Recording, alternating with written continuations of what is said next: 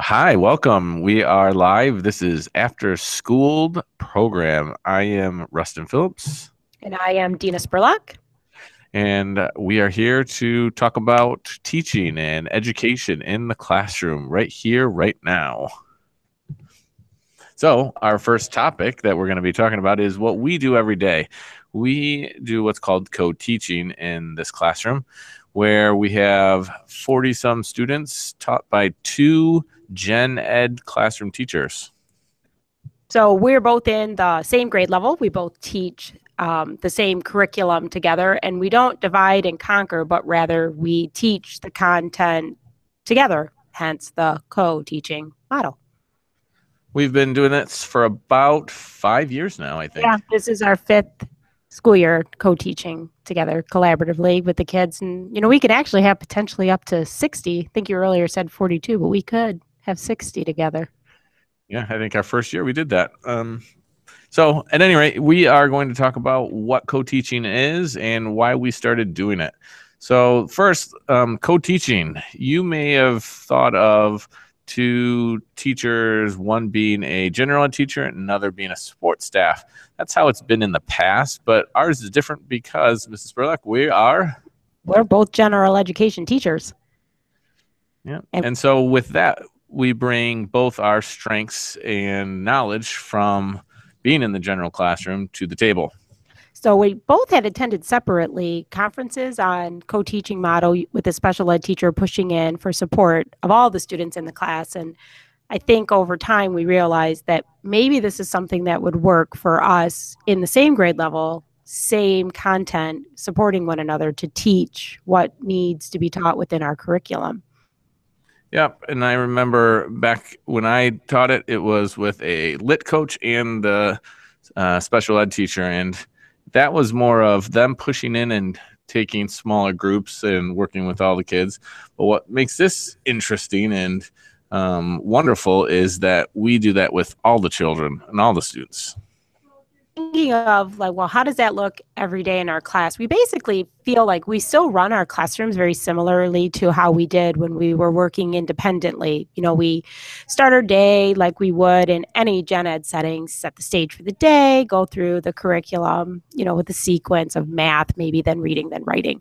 The difference is the kids will experience instruction from both of us, and it's not one teaches and the other one takes care of tasks that need to be done, but rather you will often see us toggling between the lesson, maybe one of us leading while another one's guiding students through the thinking, and then we'll switch roles while the other one leads. So it's never a switch roles and one of us takes care of the other tasks that need to be done. It's more rather we're supporting the learning within the environment together cohesively.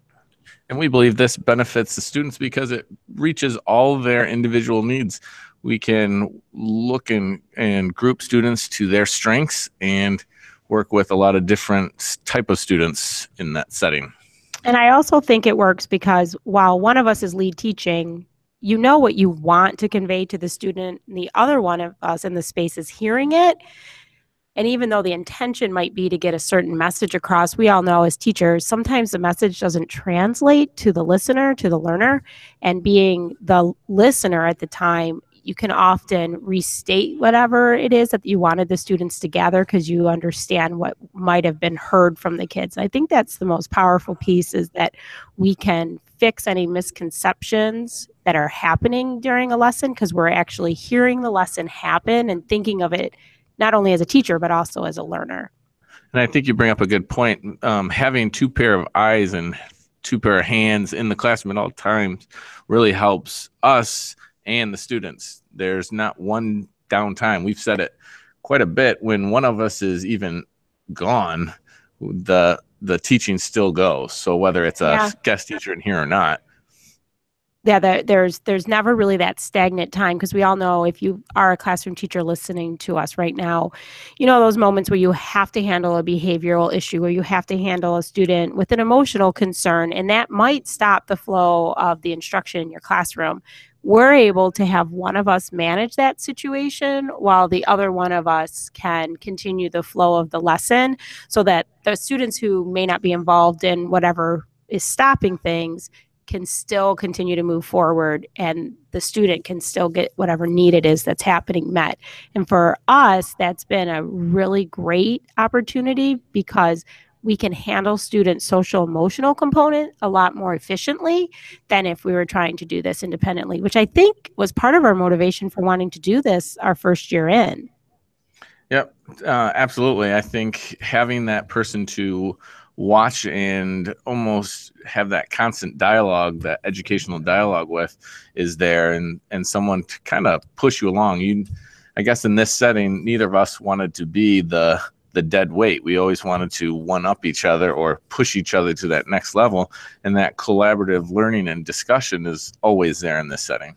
There's a bit of a healthy competition within our space between the two of us as teachers because there's someone else besides the kids to show, ooh, look what I have that might help the students learn the content better, which was another big motivation behind us deciding to join forces together. Is there's so much demand on teachers and curriculum that it was very challenging to independently come up with ways to meet the needs of our students. And we're noticing our students are learning differently than they did 15 years ago. And so our teaching techniques have to evolve in order to meet the needs of the learners that are coming to us.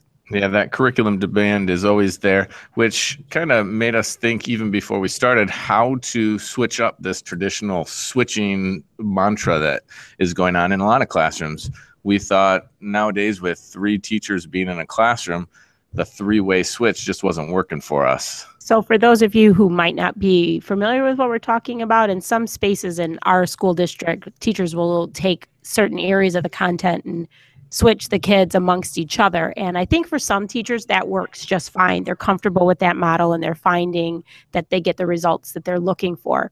For us, we didn't like the idea of not knowing what happened with our students when they were with another student. And we also knew, due to changes in legislation, we were responsible for whatever it was they were learning, even if they weren't learning it in our space.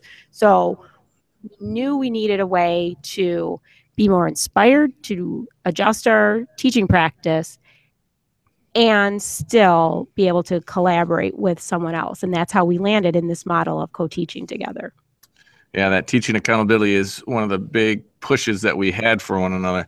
We wanted that collaborative discussion and dialogue between each other, but we also wanted to be with the students. That was kind of our main goal in deciding to do this. We said, whatever happens, we are both their teachers. So in here, we have 40-some kids this year, and like Mrs. Burlock said before, 60-some in other years, and we consider them all one class. And that means we spend an extra couple nights with conferencing with each one of the students.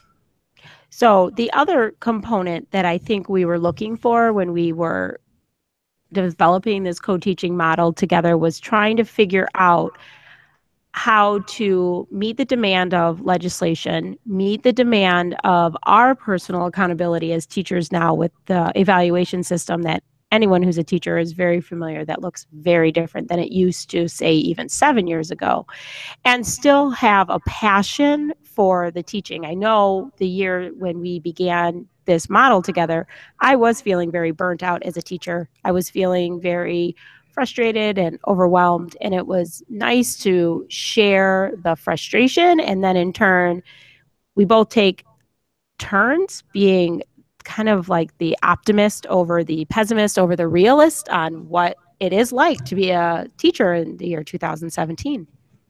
Yeah, I mean, there's always times where you need that partner or that buddy to help boost your spirits.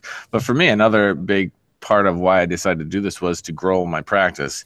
Always having that someone to have that conversation with, or to give you that other idea, or when you're planning a lesson, they give you the, well, have you thought about this? And again, how to reach all those different styles of learning that kids have. I think our model kind of sprung from that PLC concept of, professional learning communities where you collaborate with your grade level team to come up with the best approach. The benefit we have is that we know all the players because we choose to share the students together. So we know the tone in the class, we know the learning styles in the group. So when we're collaborating ideas, we have a sense of what will work because we know each other's students so well, because we choose to spend the entire time together. And we're very fortunate that our administrators have always been very supportive of our teaching model, and they have worked it so that our weekly schedule fits this model of instruction. And so now that we've talked about our motivations and what coaching is, let's talk about a little bit about what it looks like in here. So our classroom is not just a single classroom, it's actually two combined classrooms, which gives us plenty of space to put kids in those small groups, bring in lots of different activities. We do makerspace and passion projects in this classroom. And it just gives those students a chance to expand their horizons and pull at their own strengths and desires as a learner. So for teachers who might be considering this model, you do have to have the facility that you can open up a classroom. So in our school, it was built in the late 60s, and it was that modular type concept where they thought, in the years 2000, we'd all be living on the moon. So they had that collaborative idea in mind. So we have collapsible walls. So what we did was we were able to open up our wall. And so in a sense, we have two classrooms that function as one big space. All right. Well, I think we will continue this topic next time. Stay tuned. You have been schooled.